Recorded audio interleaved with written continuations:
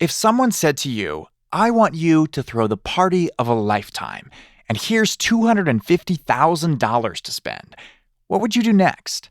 Personally, I wouldn't know where to start, but I know someone who does. You're looking for beautiful bars. You're looking for Instagrammable moments. For people like me and the other 13 million party hosts that are planning large-scale events, we love this stuff. Julie Roth Novack is about as passionate about her industry as a founder can get. So I'm curious to see if that energy and expertise will convince the investors to get on board. She's here seeking $3 million for her startup, Party Slate. I'm Josh Muccio, and from Gimlet Media, this is The Pitch. Our investors today? Jillian Manis. Jillian is a partner at Structure Capital, where they've invested $98 million so far in high-profile startups like Uber. Charles Hudson. Charles is with Precursor Ventures, where he's invested $20 million in over 100 startups to date. Nicole Verkent. Nicole is a founder CEO whose previous companies did over $60 million in annual sales. Now, she's also an angel investor. Michael Hyatt. Michael built and sold 2 software companies for over $500 million. And now he invests for himself. Phil Nadell. As a serial entrepreneur, Phil built companies that sold for hundreds of millions of dollars. Now he manages one of the largest syndicates on AngelList. All right, on with the pitch. I'm excited to be here. My name is Julie Roth Novack. I'm the CEO and co-founder of Party Slate.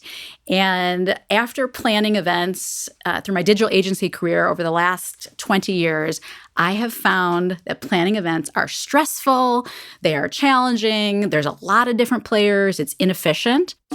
And so I saw pain points on the consumer side, the party host that has money. I saw pain points on the event professional side, the hotels, the caterers, the venues, everyone it takes to produce a large-scale event. And when she dug deeper, she realized that all these event professionals were struggling with the same thing. Their websites, they sucked. And about 8 years ago, I used a website called Houzz, H-O-U-Z-Z. Mm-hmm. Huge website. I immediately got the concept that they're leveraging these photos to build the brands of these professionals. And that's what I needed in the events world. So I came to... Julie's inspiration for Party Slate came from another startup, Houzz. Houzz calls itself a platform for home remodeling and design, where home professionals, everyone from the contractor to the decorator to the landscaper, builds these photo-rich profiles on Houzz to showcase their work to an audience that is already thinking about home improvement. And Julie wants to build the same tool for event professionals, like caterers, videographers, valets, you name it. Anyone who wants a piece of the large-scale events market. So if I'm planning a big party, I go to your site and I look for vendors. First of all, you're looking for ideas. So let's say I'm planning a big party, all white parties, pink bar mitzvah, themes. You're looking for beautiful bars. You're looking for Instagrammable moments. If it's a corporate party, staging and signage. For people like me and the other 13 million party hosts that are planning large-scale events, we love this stuff. We have an insatiable appetite. We want to raise the bar. Okay. And so this is about raising a bar for these events and connecting them to the best local event professionals and venues. We don't want to be a beautiful Yelp. We want to be more like a Houzz. So you've launched this whole thing. We've launched 2 years ago. We have 300,000 photos uploaded to the site to date. We have 4,000 event professionals sharing their photos, and we have 150 paying customers. So we were pleasantly surprised that the hotels like it for more than just leads. They love it because they can show how they can transform the ballroom. It can be rustic chic. It can be an all-white bar mitzvah. It can be blah, blah, blah. They want to show someone that doesn't have an imagination, and most of us don't. When you see, to be honest, some of the ballrooms are pretty ugly. When you see an ugly ballroom, like, you can't imagine what it's going to look like. And so on Party Slate, we give them that vision. The key to that vision is the photos. That's why Julie keeps talking about how many professional photos are on Party Slate. And she says that these photos are like marketing gold for the event pros and for her. How we make money for an elevated presence on the site, I forgot that point.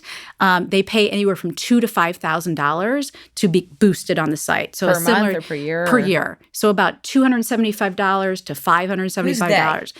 Caterers, Suppliers. venues, event planners, decor companies. Sorry, it's a SaaS platform. It's not a marketplace So it's not transactional. So let's say you're planning a big event. It's unlikely that the main event planner who is planning that event would go online, see great venues, and then click buy.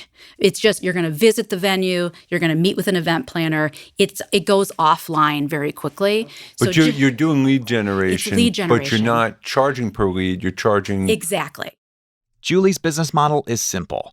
The event pros and venues pay to be featured higher up on Party Slate. You know how on Yelp, the first couple of results you see say ad next to them? And if you're interested, you'll click or call to learn more. But it's not a marketplace where you just click to buy. I get it. It's really smart. You're just ripping off a business model that's been another niche platform. That's smart. What's the revenues now with all this traction? So we started selling 5 months ago. We have 2 salespeople. We have $340,000 sold in the first 5 months of our monetization. Let's walk through the numbers. You said 340,000 sold. Sold. So we our MRR is 40,000 right now, and are forecasted to be 100,000 by the end of the year. MRR, by the way, that's monthly recurring revenue. What I'm really excited about is we're starting to do group sales, what I would lightly call enterprise sales. So a large hotel chain in LA, basically for 40 hotels, is paying us $24,000. Wolfgang Puck Catering Group bought 9 memberships for all of their catering groups, not even their restaurants or private spaces, but for catering. And they get boosted in our Find a Pro, Find a Venue. So you have $340K in revenue. Yes. From the year so far, this year or last year? That's all in. So it's 5 months. Within 5 months, because we just launched our sales team in December. If you were to fast forward to the time when the business is doing $50-75 million in revenue, what does the mix look like? Of events or pros? Oh, no, just the revenue mix. The revenue where mix. the money comes from. I believe, 25-30% is going to come from large-scale hotels. So we have people like from the big, like Four Seasons and the Ritz and the Peninsula and Hilton and others. The rest, I think, will be a mix of the caterers, decor companies, photographers, and planners. And it's going after these larger-scale events. Julie, who are your competitors? So the Knot and Wedding Wire are very mass market, and they're great sites, but they say 8 out of 10 brides come to the Knot, and some of them have small budgets, some of them are doing things that you do it yourself. And what we're doing is going after people with larger scale budgets across all party types. Well, and you're going after the event professional, whereas the Knot's more going after the person getting married, are they not? And we're going after, we have 2 sides of our market too. So we have the event professionals, but then we have more than just the bride and grooms. We have the mitzvah mom, the gala host, the corporate planner, anyone that has dollars to spend on an event. How is this different from Pinterest? Because everyone I know who goes to events, they just use Pinterest and they can collaborate on boards and so you can click through and buy the product from the actual website. Yeah, so for do-it-yourself, Pinterest is a very good solution. Okay. We're about professionally planned parties that have more than 3 event professionals. They oftentimes have a professional photographer at the event. Pinterest, I use it for my kids, rainbow sleep under. I love using Pinterest for that. That's great. But when you're planning a large-scale event with over 100 people, the stakes are high and you're looking for professionals and great ideas, that's where Party Slate comes into being. Julie knows exactly what she's going for with Party Slate. Now it's time to see if the price is right. And how much are you raising at what valuation? So we raised a $1 million friends and family round about 3 years ago. Then we raised a pre-seed round of $1.9 million at a 5.5 pre, a 7.4 post. Now we're raising a $3 million seed round at a $10 million valuation. It feels like a pretty high valuation to me for $300K. Feels like you're eating a lot of money too. Yeah. You've eaten a lot of money. How much have you spent? We've raised $3 million. Well, no, you've raised, and it's almost all gone. Yes. What did it go to? So the first year was building out the core development team and the platform and launching our Chicago city. And as you know, with marketplaces, it's a grind. It takes a little bit of time to build up both sides. What's your current burn rate a month? Our current burn rate is about 100,000. And we have 15 people.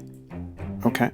That's a lot. a lot. Yeah. It's a lot. That's a Seems lot. like So lot we have a of lot people of, for- we have one customer success, we have an editor, we have a marketing person. Why do you have 3 the developers. editor? Because it seems like Right. that would be something that I would add on later It's right? actually driving really a lot of our focus. traffic. So the content. It's an so we inbound write- marketing person. It's See, Oh, it's a marketing chicken and person. egg. It's a marketing- It's a chicken it is and a egg chicken. issue. So I'm just gonna be honest. I'm gonna pass just Okay. because the B2C space is a bit murky for me, and it Okay. just feels like there's so many different types of competitors in this space. Yes. So, and plus it's a pretty big valuation, a lot Yep. of cash. So, Okay.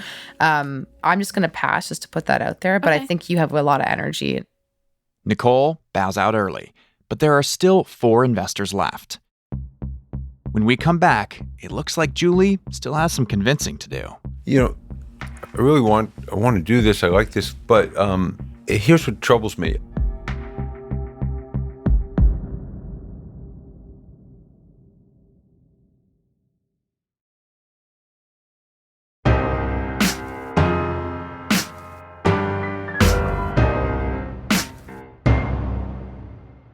Welcome back. Nicole had just passed on Party Slate mid-pitch, but Julie gets right back to work on the 4 investors remaining. We feel like we're onto something big.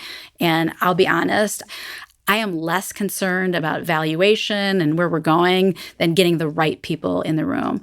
I want this to be a house-scale business globally. I don't think there's any reason why we won't be. We just need the right partner.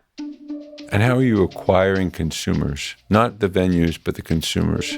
The consumers we're acquiring 3 main ways. Search engine optimization. So with our 300,000 photos, we are a content marketing machine. So the Knot that's been around for 20 years has about 200,000 photos. In our first 2 years, we've had 300,000 photos.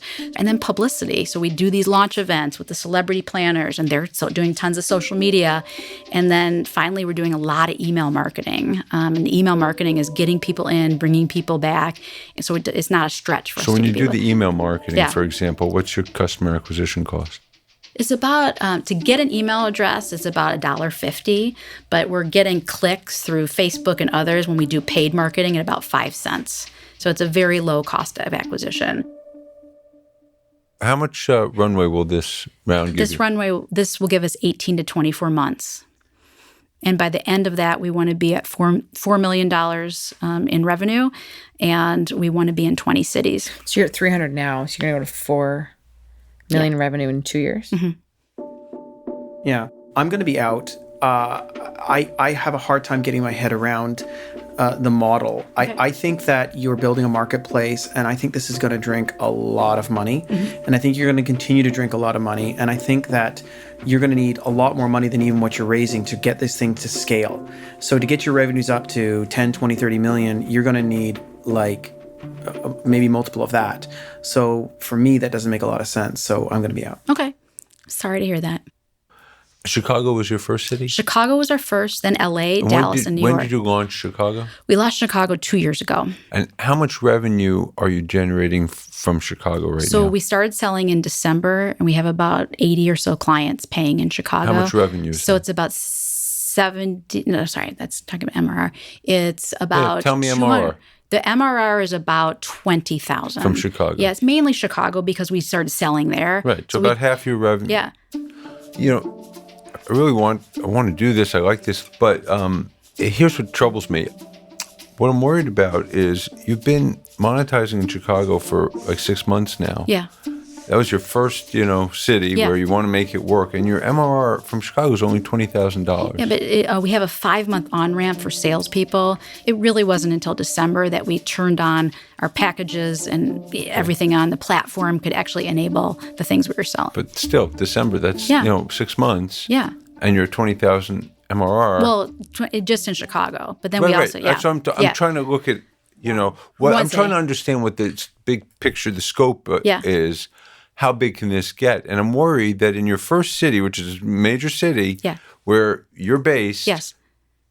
6 months in, you're only at 20,000 MRR. That doesn't seem, Right. that's not knocking my socks off. Well, our forecast, and for the U.S. alone, we've mapped out a $200 million marketplace. Obviously, everything needs to go right, and it takes some time to get to those cities, but we believe there's that much marketplace. Our addressable market is about $12 billion, so the amount spent on marketing and sales from the industry. So we think that the market is huge. We just got to do a lot more on the consumer side, which we know we need to do. If you're only doing 20,000, back to Phil's point, Yeah. That is worrisome. Yeah. So I'm trying to figure out all the other reasons that you're not able to sell, especially in your hometown. Right. You know, Yes. the numbers to me at a $10 million pre should be a little bit more impressive. Yeah. Yeah, I'm also So that's my concern. So I'm like 95% out now. I'm out. Okay. But you know, the other part of it is the burn is pretty high. Yeah. And so you're going to go through that money pretty quickly. So what you're hearing from investors is that your sales need to grow into your valuation. And we see this a lot in the show where people come in here and raise successively because they get a pressure system as they take on VCs to keep raising it, and that looks good. But then gets to a point where you hit this ceiling because people but your revenue hasn't caught up to it. And the story's great and you're great, but you're in this kind of in between. Charles, where are you at? So I'm a narrow pass now with a caveat. I think the two things that concern me, like Michael, I'd like to better understand the 100K burn in Chicago. Yeah. We invest all over the country, and typically I see a slightly lower burn, even just adjusted for headcount, in non-Bay Area, non-coastal cities. I just Agreed. Passing no judgment as to whether it's right. Yeah. Okay. I'd like to understand that. And second, the path for most of the marketplace investments I make, the path to getting big is really simple. Yeah. Like I can see it. I'm like, okay, we do this one thing. Yeah. We're just going to do it 1,000 times more often than we do it today. And it tends to be doing the same thing to a greater degree. And I feel like I don't yet in my mind have a clear notion for how all the pieces of your business model fit together. Okay. So I'd be open to spending more time with you. I mean, for me, you check one of the big boxes, which is you're definitely a subject matter expert in this category. And I don't I think love this space so much. we And can I tell. love this We can industry. tell. And we love that you love and it. That comes through. I Yes. love design, and I love the diversity of this industry. It's a lot of women-owned businesses and Yes. entrepreneurs, Yes. and it's very, very diverse. And we feel like we're helping this industry become better digital marketers, and I love supporting this industry. So it's Jillian? great. Jillian? I think there potentially is a conflict. I think there is. With Peerspace. Yes. That's one of my problems. Peerspace is a marketplace for booking space for meetings, parties, etc., and Jillian's already invested there. But I think for the same reason, 'Cause we love valuation's too you. high, the burn is too high, and the revenues are really, really, they're too low. High, low. Okay. Well, I can show you the growth on literally I 5 understand months. that. It's but very, I always very fast. worry when someone says we're forecasting this big growth, and yet we're here right now. And I worry that I think you're super smart, and so I'm just concerned. Thank you so much. Yeah, appreciate your time. Thank you. Follow up. Absolutely. Thank you. Appreciate it. Thank you so much. Let me give you my card. Julie leaves the room without any investment, but the investors are still caught up in Julie's energetic pitch. Oh my I goodness! thought Wow. that was the That's key. Whatever lot it of is, energy. this is like round number 3. There's a lot of money, and I think you could probably make the argument that marketplaces take a lot of money, but I think it actually takes more money than she's raising. expecting. I think she was a Valley company, and Charles, correct me if I'm wrong. You'd be 20, 30, 40 million in, and you'd be pumping way more cash in and trying to get this thing much, much bigger and faster. it takes a long time to get these things going, but I just feel like there were too many moving pieces. I think more complicated, Do you more feel difficult. that after 2 years she hasn't quite figured out the business? I don't think it's that. I think they just don't have enough sales traction. Because the Because they haven't model figured out isn't the quite model. because the model isn't quite correct. Yeah, Right. well, it seems like a She's saying no photo one buys on the platform is- spot, so it can't be transactional. It's not It's like not pick me up in an transactional, Uber. can't It's be. like Right. talking So it's about- hard to prove it's like I'm the doing value. research, I'm looking at photos, but that's what Pinterest is. Yes, I have 300,000 photos, and so I kept waiting It's just for hard the for and them to then. prove the value to. I Yes. think Yes, to their pros on the platform. But she's a thought leader in event planners. Like they I have these agree. event pro meetings where it's like meetings for just event, like Yeah. and they follow like the thought leaders like her. So I'd That's love the to invest in her. I really Yes. like Julie. This is yeah. a perfect situation where you have the product that you're not She's quite high sure energy. of, but awesome. she's the real deal. It's not for me, but Yes. she's great. Great, let's go party all the time. That's a good song.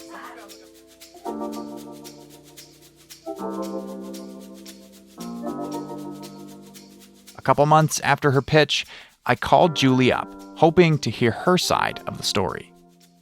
So You didn't get investment on the show. I did not. Why do you think that was? I will just say when things don't go my way, I always, as a leader, like to look at myself first. And that conversation did not go my way. And I think there's 2 or 3 things I could have done differently. One, it's incredibly important to show the product because it's a highly visual site. And the second thing I would say is marketplaces like we are building, similar to House, it takes some time. And there's people that feel, hey, you should be further along. And there's people that are blown away by how much progress we've made in the last 2 years. But I think I should have brought the laptop over and shown the site and actually walked through the mechanics of how our marketplace works. So that's my bad. I think I had an off day. You did bring a lot of energy to the room, and the investors were really... I had so much fun. I really did. Yeah. I think I could tell, and I think the investors could tell, and they were really digging you. So I don't know if it was an off day. I mean, it didn't come across as an off day. Well, I didn't get a deal, so it was an off day. Yeah, I guess that's true. I'm not sure the investors ever quite understood your product. They kept comparing you to Pinterest as if that was your competition, which to me showed how much they didn't get it at all. And yes. Do you think they ever really understood your business? So I think what they don't get is photos for event professionals are marketing gold. I know I've had many talks with Brad Feld, who's one of the leading VCs in the country, and he said to me over and over, Pinterest is not your competitor. And we agree 100%. We are a portfolio sharing tool that creates amazing content and helps turn this marketing gold, this photo portfolio that exists in Dropboxes all over the world, into a huge, huge marketing machine. And so I just don't think I described it correctly. It's kind of a concept that when you see it, you get it. And no, I don't think they got that part of our business. So since the pitch, how have you been able to close any more deals? How's the round going? The good news is, I was early on in my fundraising process a few months ago when I was there. And since that time, I'm excited to share that we've raised $2.5 million of our $3 million round. And the great news is 2 weeks ago, Revolution Ventures, their Rise of the Rest fund, just joined the round. So yeah, Steve Case. Yeah, Steve Case. I'm dating myself here, but one of the original reasons I got into digital and this whole crazy online space was when I used America Online so many years ago. And I'm like, this is going to be big. I worked at a bank at the time. I'm like, this is going to be huge. Which Steve Case started AOL. Yes. So to have full circle, Steve Case's fund, Invest in Party Slate, is really incredible.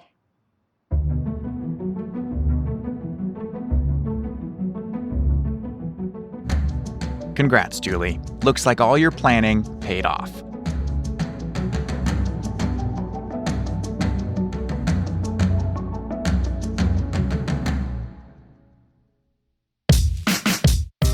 Our show is produced by me, Josh Muccio, Kareem Maddox, and Molly Donahue.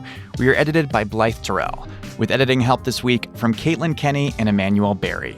We're mixed by Enoch Kim, original music composed by The Musemaker. Our theme music is by Breakmaster Cylinder. Lisa Muccio planned the recording of this pitch, and we discovered Party Slate because of an introduction from Margot Schmorak, who some of you will remember from episode 36, When Two Startups Love Each Other Very Much. If you're an entrepreneur and you're about to start asking investors for money, go to thepitch.show/apply to apply to pitch the investors on our show. Our next taping will be this November in Brooklyn, New York. You can find us on Twitter at The Pitch Show, where you can let us know what you think of today's episode, or send a quick note to our inbox, thepitch@gimletmedia.com. And a quick disclaimer, no offer to invest is being made to or solicited from the listening audience on today's show. All right, you've been listening to The Pitch from Gimlet Media. We'll be back with a brand new episode next Wednesday.